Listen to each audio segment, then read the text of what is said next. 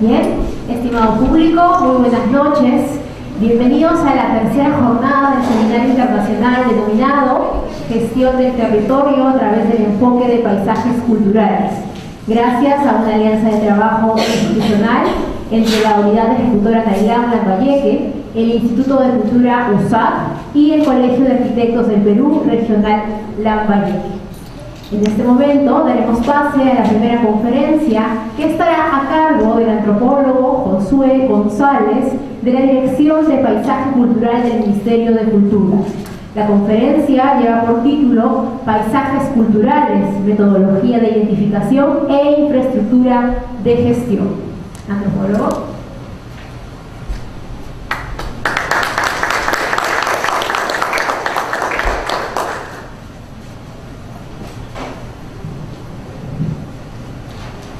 Bueno, muchísimas buenas noches, muchísimas gracias a las personas que organizaron este congreso, este seminario, y agradezco a ustedes la oportunidad de poder escucharme.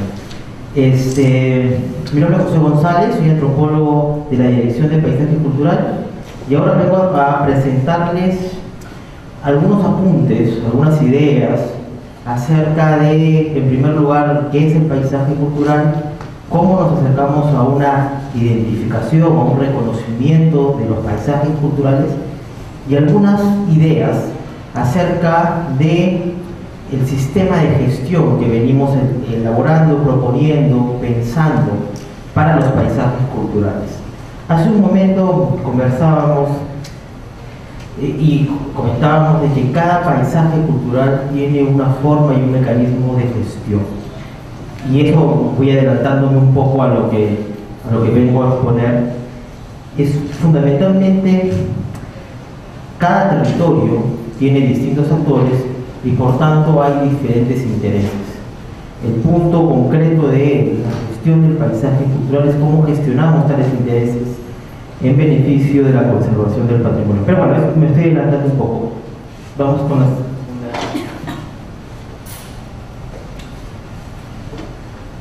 Este es el contenido de la exposición. Vamos a hablar un poco de qué es lo que define un paisaje cultural, cómo identificamos un paisaje cultural, cómo identificamos o reconocemos esas características singulares o excepcionales que hacen de un territorio un paisaje cultural.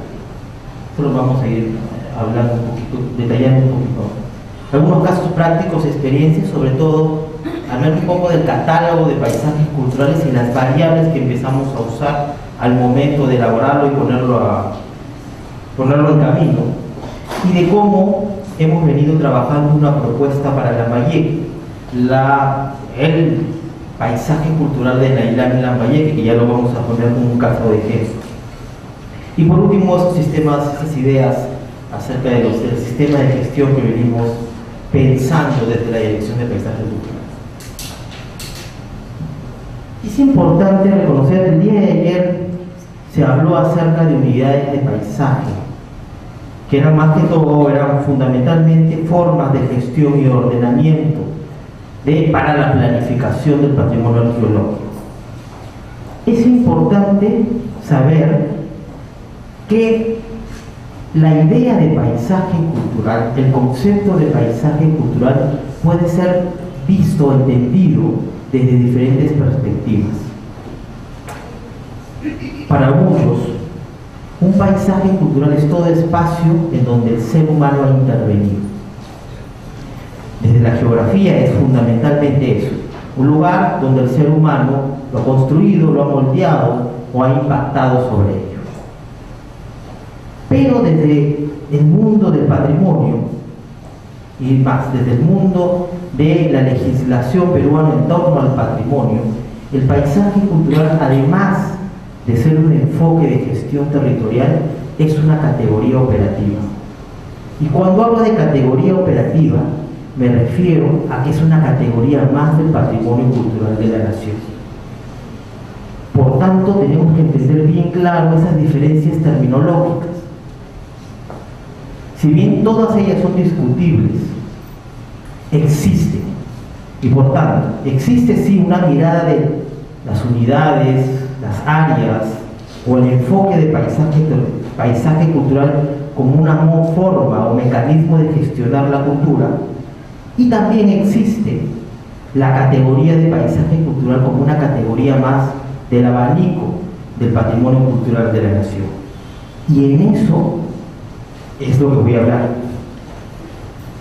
Todo territorio puede ser un paisaje cultural. Sin embargo, hay tres aspectos o tres criterios teóricos que trataremos de entender de cómo se aterriza, que definen la excepcionalidad de un territorio y lo caracterizan o le dan ciertas características para ser llamado un paisaje cultural. Uno de ellos, lo llamamos los tres criterios o dimensiones, que también están recogidos dentro del Decreto Supremo 002, que habla sobre que reglamenta la existencia y la declaratoria de paisajes culturales. Uno de ellos es la continuidad cultural, es decir, hablamos de una dimensión histórica. Una de las características esenciales del paisaje cultural es entender que es un producto histórico, un producto de la ocupación humana. No es, por tanto, un proyecto específico desde nuestro punto de vista para la declaratoria y para el reconocimiento. No es un proyecto reciente, no es tampoco una realización de pocos años. Estamos hablando de un territorio que ha sido moldeado y construido a lo largo de sucesivas ocupaciones. Es representativo de la diversidad cultural, y esto se engarza a los lineamientos de política cultural que tiene el Ministerio. Es decir, un paisaje cultural es un territorio que representa la diversidad de las identidades culturales en nuestro país. Es como un territorio epónimo, un territorio símbolo, un espacio, un lugar. Y por último, esta idea de la conectividad. No estamos hablando de espacios atomizados, estamos hablando de espacios articulados, y ya lo vamos a ver ahora con el caso práctico de la Ilham Lambayeque, de espacios articulados en donde sus componentes han interactuado o interactúan entre sí. Por tanto, no es un paisaje cultural, por ejemplo, un sitio, un monumento y un entorno. No es un paisaje cultural tampoco desde la perspectiva de la declaratoria de patrimonio cultural, aquel espacio que tiene diversidad de, por ejemplo, monumentos arqueológicos o monumentos coloniales. Tiene que haber un sentido en el territorio, y eso es lo que vamos a ver ahora. ¿Cómo identificamos esos paisajes culturales? Hay un criterio o variables de poder acercarnos a este reconocimiento. Variables que fueron tomadas dentro del proyecto de catalogación de paisajes culturales. Las primeras variables que tenemos que tener en cuenta acerca de cómo identificar o saber que este lugar o territorio puede ser un paisaje cultural es fundamentalmente teniendo en cuenta este concepto de dinámicas territoriales. Cuando dinámicas territoriales hablo fundamentalmente de aquella práctica que moldea o que ha moldeado el espacio, tanto para su conservación como para su uso.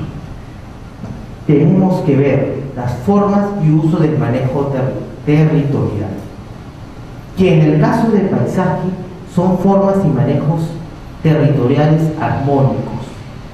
Por tanto, cuando nosotros hablamos de paisaje cultural, no nos estamos refiriendo a formas o relaciones que han dañado el ambiente, que han tenido un impacto de transformación negativa con el ambiente. Por tanto, para nosotros, una mina, por ejemplo, no sería un paisaje cultural. Lo que buscamos es exponer esas relaciones armónicas que han enriquecido el territorio. Y por otro lado, es ver o tener en cuenta la distribución del patrimonio cultural que nos dé esa lectura del territorio. Cuando hablamos del paisaje cultural estamos hablando de una lectura territorial. Para delimitarlo, por tanto, tenemos que tener en cuenta que el territorio exprese o evidencia las sucesivas ocupaciones mostradas en diferentes bienes o en diferentes componentes. Por tanto, es importante tener en cuenta para una identificación o un reconocimiento del paisaje cultural la presencia y distribución de mecanismos de uso y manejo del territorio. Vean este ejemplo. Este ejemplo es en el Alto Cañete, en la Reserva Norte de Cochas, en el área de Arrotimientos, donde venimos por ahora trabajando una declaratoria de paisaje cultural. Es el lago Pariacaca, uno de los ojos más importantes de la Sierra Central del Perú, que alrededor de ese espacio se ha podido desarrollar o se ha desarrollado desde épocas preincas unas formas de manejo de pastizales y bofedales que ha permitido que se genere más pasturas y que se genere más espacios donde poder desarrollar la actividad. Estas existencias de este mecanismo de canales es un indicador concreto de cómo se ha venido moldeando el territorio. Lo podemos ver desde otras perspectivas o desde otras tecnologías. Otro aspecto, y para que quede claro, es evidenciar este uso y manejo a lo largo de procesos de ocupación. Miren este ejemplo que lo vamos a poder volver a ver cuando toque el tema del canal de Nailán Lambayeque, es el canal Taimí. El canal Taimí, en el caso de Nailán, en el caso de la cuenca media, el río de la Leche, y en torno, en todo ese espacio alrededor de Ferreñaje, es una evidencia de evolución del manejo del espacio. Y acá lo vemos concretamente. Esta imagen es una imagen colonial que describe la existencia del canal Taimí, e imágenes actuales, tanto del Taimí antiguo, el Taimí nuevo y el área agrícola que aún perviven y aún subsisten. Cuando hablamos de paisaje nos estamos refiriendo a que existe un eje territorial que ha podido articular toda una serie de bienes, de componentes y de cultura. En el año 2009 empezamos a desarrollar, o tuvimos la idea de poder generar una metodología que nos permita acercarnos en algo la identificación de paisajes culturales. Y cuando digo acercarnos en algo, me estoy refiriendo fundamentalmente que es una metodología perfectible, a una escala bastante grande, y que sería el primer intento de poder hacer una cartografía cultural de territorios culturales en el país. Es un primer intento. El reto es de que desde las regiones se tome esto como un ejemplo técnico para que podamos realizar otras cartografías o cartografías más concretas, más aterrizadas de dónde podría estar o dónde podrían ubicarse los territorios culturales que puedan ser declarados paisajes culturales. Entonces, pensamos en qué variables usar. Y las variables son las variables que ustedes ya vieron en las primeras imágenes. Es decir, este es el punto de partida de ese concepto, de esa idea de dónde aterrizar o dónde identificar estos espacios. Variables de uso y manejo de espacio agropecuario, densidad de sitios patrimoniales. Y así empezamos a generar información de dónde se encontrarían espacios de manejo tradicional agropecuario que pudieran tener un valor o una excepcionalidad. Un valor lo tiene todo espacio agropecuario en el país, pero esa excepcionalidad. Y empezamos a jugar con diferentes variables de complejidad de uso. Variables que no las voy a detallar ahora, que van a estar en la presentación y que van a estar o que vamos a volver a mandar los CDs de la metodología de identificación para que pueda ser compartido con todo el público interesado a la unidad ejecutora. El asunto fue en que empezamos a ir generando modelos de dónde podría existir menor o mayor complejidad. Eso nos da una primera radiografía de dónde ubicar. Fíjense este espacio, no pierdan de vista este espacio, de dónde ubicar aquellos espacios donde sí existía una complejidad o una excepcionalidad en el manejo. Lo mismo tuvimos con los sitios arqueológicos y los sitios coloniales. De nuevo la idea, y fíjense en este espacio, de nuevo la idea de poder desarrollar mecanismos de ponderación.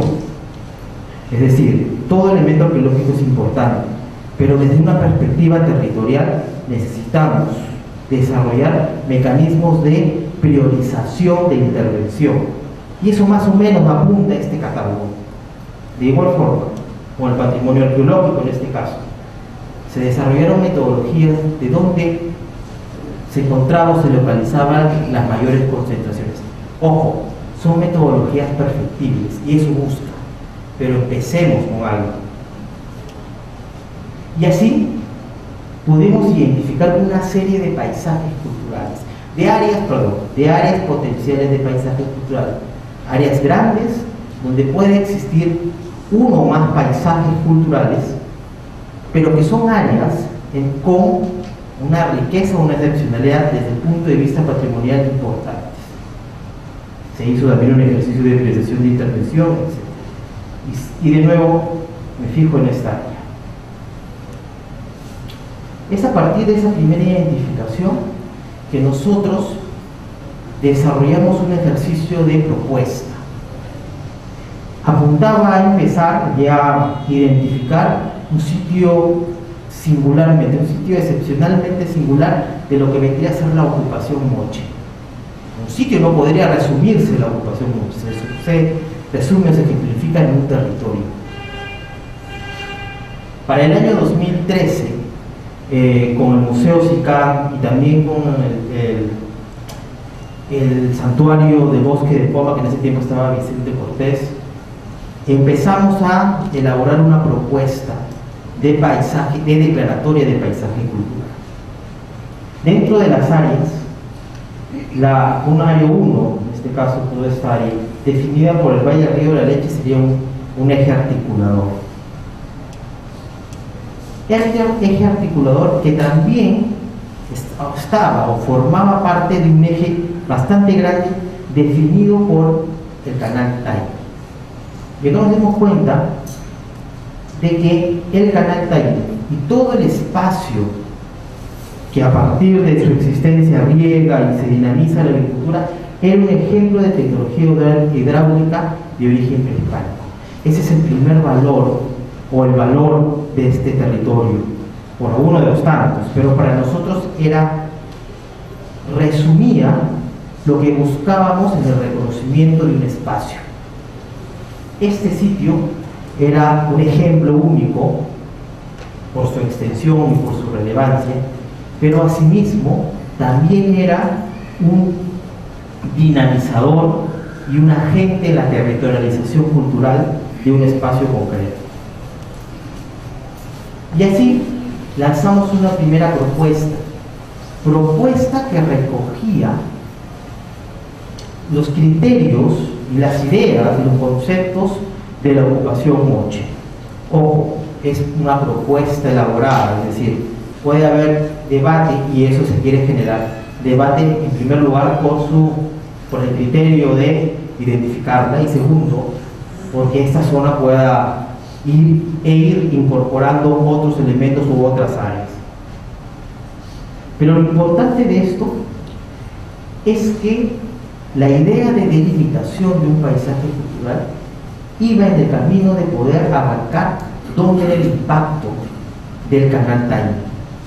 Y el entender ese impacto del canal Taimí no como una idea abstracta de identificar un elemento, una tecnología per se y por eso se iba a declarar, no, sino por la oportunidad de que esto sea parte de un discurso en donde podamos identificar o podamos entender o proponer una unidad territorial en particular.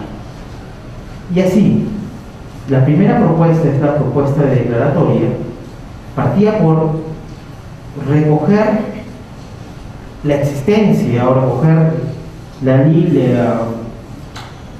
la presencia del canal Taimí y un área cultural o un área agrícola que existen a partir de esta tecnología hidráulica y que son muestras de una diversidad y de patrones étnicos excepcionales y singulares en el norte del Perú. Por tanto, el canal Taimí, la tecnología hidráulica permitieron o dieron soporte a una actividad y a una actividad agrícola bastante importante, rastreable desde épocas prehispánicas, y generó sobre todo, y esto es lo interesante en relación a la cultura viva, generó formas y mecanismos de uso y manejo territorial interesantes. Este es un ejemplo de una inverna de la familia Sunsui. La inverna son formas de manejo del espacio agrícola. Lo que tenemos entendido es que podrían interpretarse como reservas territoriales dentro de un área de cultivo, en donde la gente va cultivando una serie de otros cultivos que les sirven como alimento o como apoyo económico, inclusive cuando la venta del cultivo del área mayor tiene problemas. Esta forma o este mecanismo de uso y manejo territorial es singular y único, nos parece, dentro del área norte y dentro también del departamento de Lambayeque.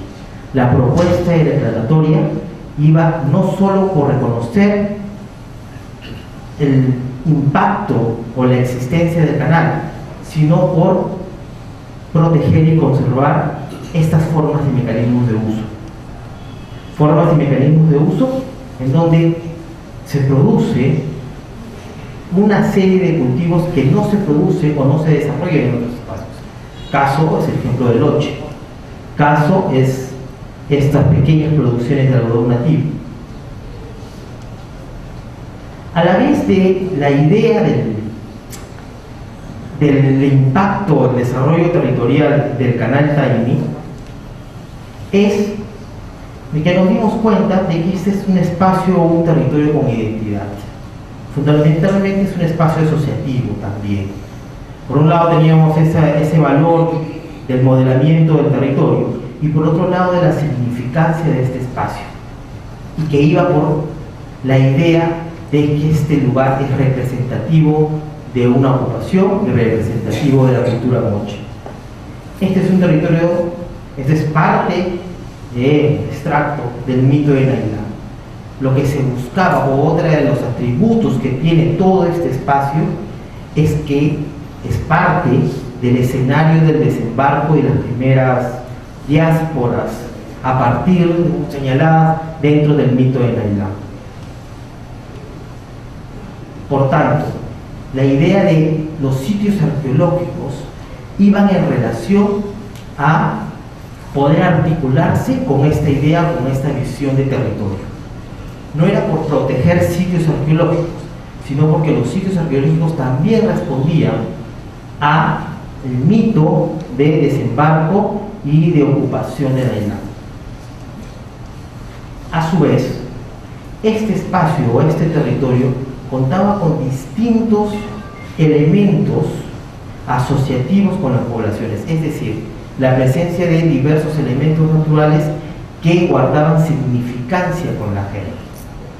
Por tanto, no solo era un espacio productivo, también era un espacio simbólico y que representa, en cierta forma, la identidad territorial moche. Entonces, ejemplos de cómo se hizo el trabajo. Se generó, por ejemplo, un mapa de estos elementos, algunas fichas que hablaban o que describían la relación oral y su relación con la ubicación de estos espacios. Nos quedó claro que para la identificación de un paisaje cultural del territorio que pueda ser declarado como paisaje cultural, necesitaríamos entender que hay ciertos factores, variables que nos permiten en su identificación. Una de ellas es la presencia de dinámicas, tecnologías, etcétera, que han moldeado ciertos espacios y que han generado cultura. La existencia, como lo vimos en la Isla Lambayeque, del canal Taimí, ha permitido generar una base de producción de muchos siglos. Dentro de ese espacio de producción se han generado formas y mecanismos de relación, de uso y manejo del espacio excepcionales, y también una cultura excepcional. Y asimismo, tener en consideración que son espacios que representan. Lo que buscamos dentro de las políticas en relación al paisaje cultural es poder declarar y reconocer los espacios significativos para la diversidad cultural en el país.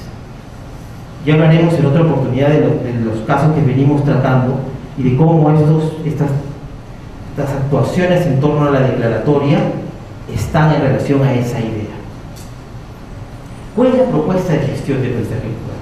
Como conversé al inicio, como les comenté al inicio, la gestión la gestión para el paisaje cultural no se podría resumir en una receta única. En primer lugar, porque todavía están en proceso de declaratoria todos los estudios sobre el paisaje cultural que se estamos desarrollando, sino porque tenemos diferentes contextos territoriales. En algunos casos, por ejemplo, venimos declarando el lago Parecaca, como les comenté, nuestro actor casi hermano y casi de primera mano es el Sernado. Pero en otros casos no existen formas, no existen institucionalidades que nos permitan ya trabajar en la gestión del territorio. Más bien tenemos que elaborarlos y desarrollarlos. Por tanto, la gestión del paisaje cultural variará de acuerdo al contexto. Sin embargo, hay una serie de principios o de ideas, marcos, que estamos queriendo desarrollar y queremos que sean pilares en la gestión del paisaje cultural. Uno de ellos es entender que hay principios en la gestión cultural del territorio o en la gestión del paisaje. Uno de ellos es que el paisaje debe tener un sentido territorial, la gestión debe tener un sentido territorial. Lo que me refiero fundamentalmente es de que no podemos intervenir por intervenir dentro del paisaje. Podemos hacerlo, pero la idea es poder desarrollar proyectos integrales. Tener en cuenta que si impactamos en un bien componente del paisaje, también podemos impactar indirectamente en la conservación, en la existencia de otro bien del paisaje. Si por ejemplo declaramos el área de Nailán Lambayeque, ¿cuál va a ser la posición del Ministerio con relación a la agrobiodiversidad, por ejemplo? Tenemos que tener en cuenta de que esos elementos están concatenados. La gestión debe reconocer, proteger y guiar los valores sociales y culturales y funcionales del paisaje. Eso es, seguir reproduciendo la cultura que está asociada al territorio. Si nosotros, en el caso de Nailán Lambayeque, no somos conscientes de la salvaguarda de la cultura inmaterial, rural, de toda esa área, no podemos hablar más adelante de la existencia del paisaje cultural de Nailán, por poner un ejemplo. Nosotros tenemos que apuntar a la salvaguarda de esa cultura viva que representa lo que queda o lo que quedó de toda la ocupación moche. El paisaje cultural no es algo estático, por lo que la gestión debe adaptarse al cambio. En un espacio agrícola, por ejemplo, el mercado dicta o dictamina la producción o el tipo de producción. Una gestión del paisaje cultural debe estar atento a los cambios sociales que existan en las poblaciones que habitan el paisaje. La gestión está integrada a un contexto local, regional, nacional. Obvio, no entender la gestión del patrimonio como una burbuja, porque no existe eso en la realidad. Todo está concatenado. La gestión debe recoger la aspiración e iniciativa colectiva con respecto al bienestar de la población. Para mí eso es lo más importante. Nosotros trabajamos para la gente. Nosotros trabajamos para que se siga manteniendo la cultura de la gente. Si nosotros trabajamos en Minas en el Lago, trabajamos por el lago Pariacaca o trabajamos en distintos espacios, es para que se siga reproduciendo el bienestar de la población por ser diferente. Eso es la idea, esa es la idea de poder reconocer estos territorios. Y por último, un tema de los lineamientos de política nacional con respecto a la cultura es la apropiación ciudadana del patrimonio debe ser un objeto de la gestión del paisaje cultural. La gente, en resumen, la gente debe querer lo que tiene. Ese es un objetivo que tenemos que tener en cuenta. Por tanto, una idea de gestión del paisaje nos localiza 4 actores fundamentales, no digo principales, fundamentales. Por un lado, obviamente el ministerio, las comunidades, los gobiernos locales y otras instancias del sector público. Lo coloco en sector público porque puede estar desde turismo, agricultura, producción, etc. Si nosotros no, en la gestión del paisaje o en la gestión territorial de la cultura, no los articulamos con otros sectores, estamos perdidos. Porque definitivamente los otros sectores también generan dinámicas que van a impactar en el patrimonio. Y por tanto, nos compete a nosotros en los gobiernos locales empezar la protección del paisaje. Obviamente el ministerio es un agente de protección, pero también los gobiernos locales, por medio de las ordenanzas, por medio de otros dictámenes. Necesitamos proteger el patrimonio urgente. Entre el sector, el ministerio, los gobiernos locales y el sector público, empezar a hablar de fomento y planificación. Tenemos que articularnos para planificar. Y entre los otros actores, junto con las comunidades locales, hablar sobre la conservación. Estas son ideas o aproximaciones. En la realidad muchas veces es mucho más dinámica, pero la idea es poder partir de ciertos criterios o ciertas misiones acerca de la gestión del paisaje. Por tanto, dentro de esta idea de gestión, nos hemos planteado empezar por 4 objetivos concretos en torno a la gestión. Uno de ellos es construir, y justamente lo habló Susan ayer y anteayer, esa visión del paisaje, esa visión del territorio. Muchos alcaldes no saben y la población no sabe lo que tienen, no saben su historia, etc. La idea es construir o apuntar a compartir una idea del valor del espacio y la idea del valor de la conservación. Consolidar la participación de la gente por medio de las plataformas que sean. Nosotros estamos impulsando algo así como un comité de gestión, y digo algo así porque el nombre todavía no encaja, pero la idea es que todos los paisajes, o por lo menos buena parte de ellos, tengan un símil con las áreas naturales protegidas en torno a la participación ciudadana. Desarrollar obviamente una estructura financiera, lineamiento que también está dentro de las directrices prácticas de UNESCO acerca de la gestión del paisaje, y generar un ciclo fundamentalmente de planificar, de ejecutar, de evaluar y de retroalimentarse. Estos dos últimos objetivos están dentro de las directrices prácticas, son recogidos de las directrices prácticas de UNESCO para la gestión de los paisajes culturales. Dentro de la gestión se necesitan elaborar una serie de insumos. Si bien esta serie de insumos suena muy parametrado, suena muy a dictamen, etc., sí es necesario tener en cuenta los recursos de investigación o recursos de diagnóstico para la gestión. Y este es un gráfico preliminar de los insumos que vamos a requerir dentro de la gestión a mediano plazo de un paisaje. Obviamente, un estudio de paisaje cultural, es decir, eso también está dentro del dictamen, o dentro, perdón, del decreto supremo 002 sobre paisaje cultural. Obviamente una zonificación del paisaje cultural, que zonificación que no lo puede hacer el Ministerio de Cultura solo, es una zonificación que se tiene que hacer obviamente con los gobiernos locales. La elaboración del plan de acción o plan de gestión, que tal como lo mencionó Susan el día de ayer, tiene que involucrar a la mayoría o casi todos los actores dentro del territorio. Y generar pues, un plan de monitoreo y criterios de evaluación. Todas estas ideas están sujetas a reflexión, a crítica y a debate. El asunto es, o el objetivo, es empezar a ir caminando en base a criterios más o menos sólidos de poder intervenir o planificar la intervención en espacios de este tipo. Bueno, muchísimas gracias.